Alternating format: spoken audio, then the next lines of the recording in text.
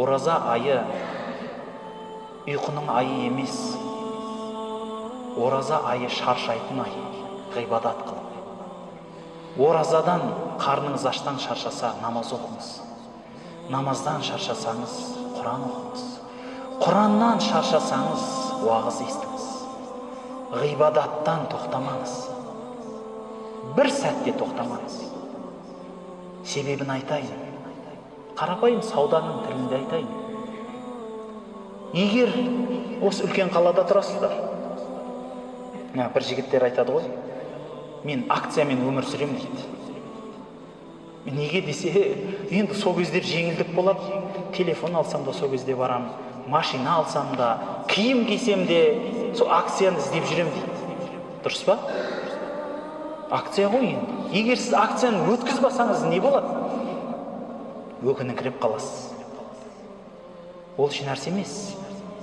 Егер сізге сондай бір акция келсе, сіздің армандап жүрген затыңыз өте арзан, қолыңызда тұрған ақшамен келсе, сіз оны өткізіп алсаңыз, өзіңізге не дейсіз?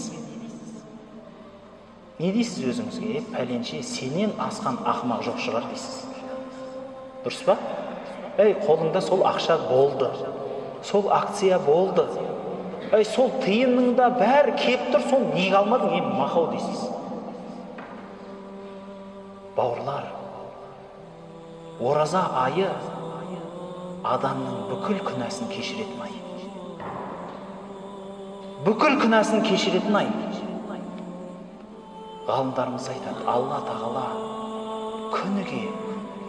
күніге өзіне бас иген, ораза тұтқан, өзіне серік қоспаған адамдарды дозақтан азат етіп жататын ай дейді. Күніге дозақтан азатты қаласыз. Күніге. Күнәңіз тау-тау, теңіздің көбігіндей болса да кешіріліп жатады. Не деген акция, күнәнің бәрі жоқ болатын. Сауаптың бәрі есе болатын. Осы айда жүріп, содан махрұм қалған адамнан ақымақ адам жоқ шығар, бауырлар. Сол дүниедегі ең ақымақ адам сол шығар. Оразада жүріп, оразаның сауабынан айырылып қалған.